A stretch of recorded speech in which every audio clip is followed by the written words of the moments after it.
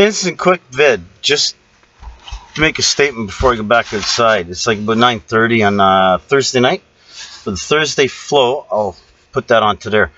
I'm about to go back out to get warm. I'm sitting here and I've been here for 9:25. Probably at least an hour, maybe more. Doing a bit of online work. Because I try to do a little bit all the time. Because I find if I don't, it just gets fucking crazy. And I heard some really good stuff online tonight. Some really nice videos. Anyway, what was I just clicking on that for? I was about to go outside. Shit, I forgot. I'm amazed. Oh, that's it. Been sitting here for a while, but I'm dressing it a little bit different than I would normally. And, not normally. There's no heat on in here now. I got heat at the other end of the enclosure here, my dwelling, or my project.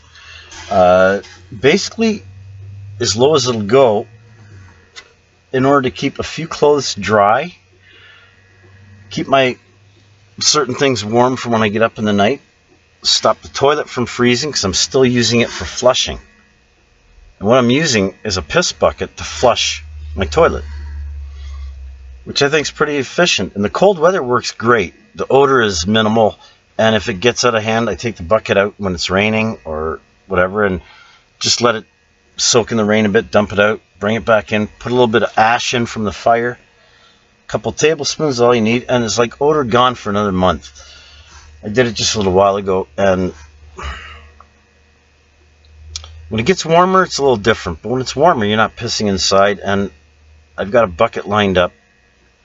I've done this before. I spent 6 months at the Six Nations Reserve where I basically shit in a bucket. Everyone did on the property. Now, they were putting theirs into a container and having it hauled away to the dump, which I thought was disgusting. How dare you do that when you got the facilities right there on your property to take care of it? But that's another issue. Maybe they'll get to that. Anyway, I figured out, and I've laid down the foundation a few years ago here with what I learned from there. So that's what I want to take with me, is all the good things I learned that have taught me how to be a little bit more cognizant and considerate of Earth's natural flow. I think I should do another separate video on that topic, totally. Anyway, I'm freezing, and I just emailed my sister a few minutes ago saying that I'm going back outside to get warm, because if I stay in here moving around, yeah, I'll get warm, but it's not the same. Outside, you get an even body temperature warm, and you've got to stay a certain amount of active. So I'll probably go down the hill. I'm going to be fetching some. I need to get some more, this diameter pine. There's a lot of it in the forest.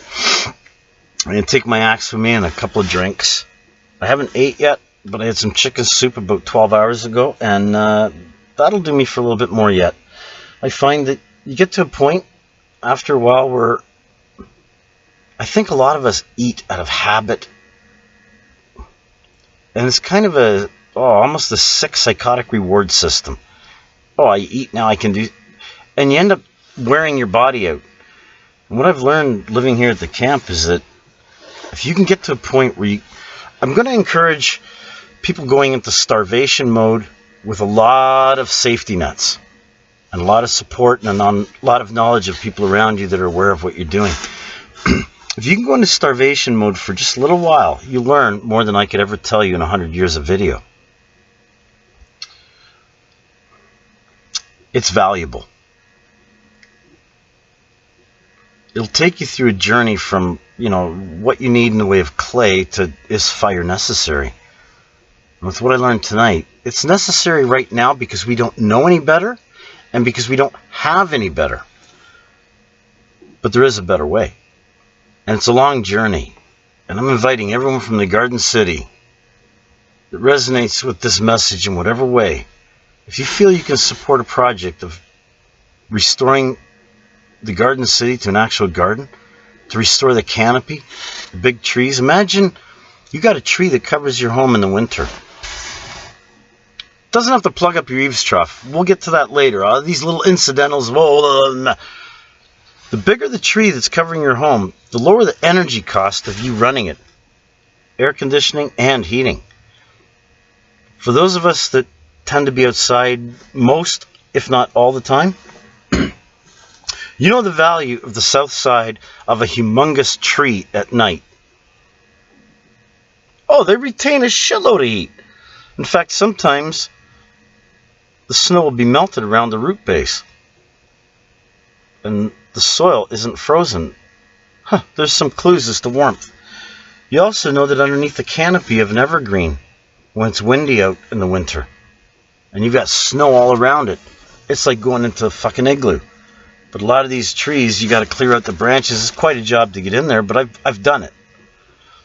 I've done a lot of really cool things here, and I'm very concerned about the health of our forest.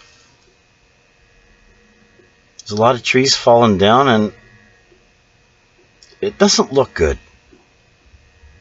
We can all put the blinders on and say, God will save us, or, just have faith in Jesus, or think positive, or maybe do some yoga exercises. Yeah, that'll help.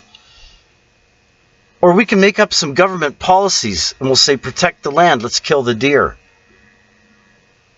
Whatever happened to proper land, what do they call that? Were you custodian? Where you're responsible for the land you live on in a way that has to support global life support. I might not use the right words to get the message through, but right now I'm so distracted with how numb my hands are because they're cold. It's a little bit below freezing. I've been sitting here for a while, and I've only got 1, 2, 3 layers on. 3.5. It's hard to say because there's actually 4, but they're all in different kind of, like this is just a blanket I put over me and then tied a rope in order to make it so it doesn't fall off. Oh, I got 2 hats on. Okay, I thought I just had the one. So I must be really cold because generally for when you wear 2 hats and not get all is rare. So I've got to get up and go back in the forest, go do a little hiking. I'm going to try and get myself some branches of the pine wood because it's really light. You can carry a lot of it. It absorbs a lot of moisture, has a nice smell.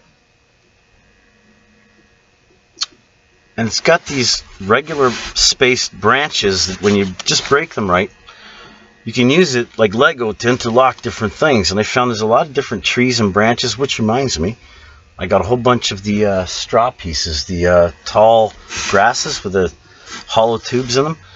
I got some to experiment with making rocket stoves and fuel cells. Oops, what was that? Oh, fuck. I just dropped a knife in my foot. Gotta be careful with these fucking weapons, and that's why I don't like carrying anything out. But I did carry an axe out into the forest tonight.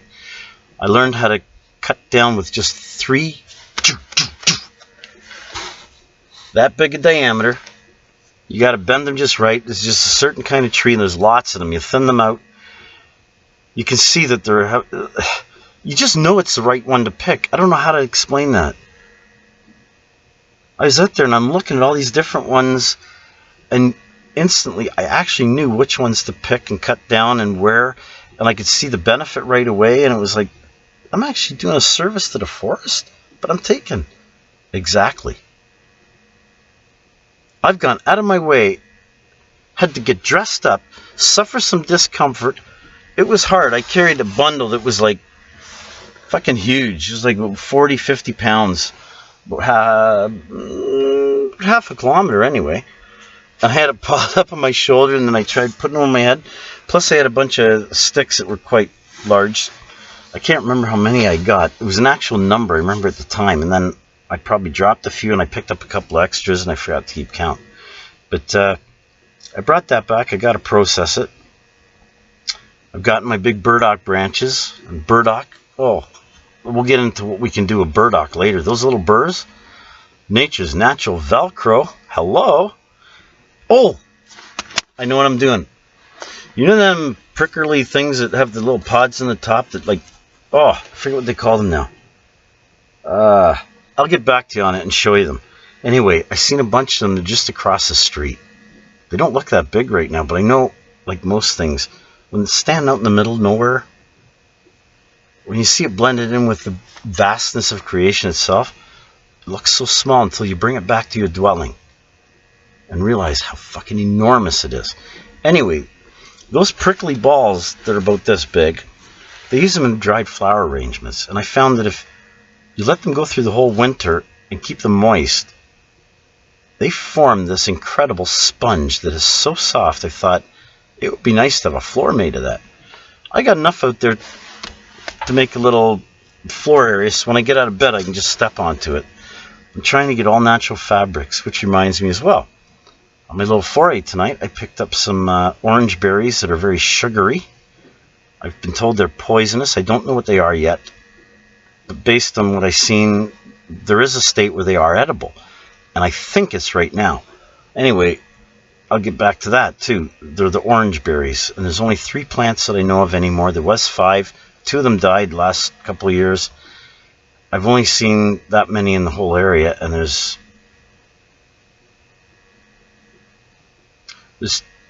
2 left I'm certain of, and 1 I haven't been over to check this winter yet. If there's no berries on it, it's probably the vine has gone dead. It's sad to see some of these amazing species just die one after the next, to watch trees that for no reason just decide they're not going to live. Yet when I hear all the noise down the valley, part of why I've built this like this is to kill that noise. Like right now I can hear a vehicle going down there. Sometimes the trucks and the helicopters and so on, airplanes that fly over, literally make this place shake.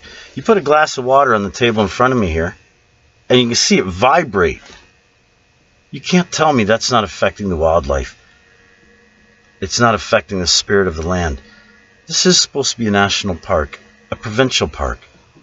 This is a personal park for every person that lives in and around St. Catharines, Pelham, Hamilton. It's one of the biggest greenbelt areas left in Ontario. And as one of the people living right at the back door of it, maybe the front door, I don't know, I'm watching it die, and I'm very, very anxiously concerned when I see what they call development, or the bulldozing of part of it, so they can put in a housing complex when we got people that can't afford to live, period. Talk about affordable housing. What about allowing the forest to live? About regenerating the natural areas? About doing something useful in this environment? Take that machinery, instead of fucking digging these little coffins for people with fucking box sticks on top, that to me are a complete fire hazard no matter what you do. Only real fireproof is a ground that contains water, a lot of it. A high-level tree canopy where the trees are full of moisture and there's no dead wood. And people are concerned and take personal responsibility and pride in the land they walk on in bare feet because it's warm and comfortable. But not anymore, is it? And what do? We isolate ourselves more and more from nature. Makes me sick. Okay, I think I'll stop right there before I go on the wrong rant. Okay, I'm heading back out. I am fucking freezing.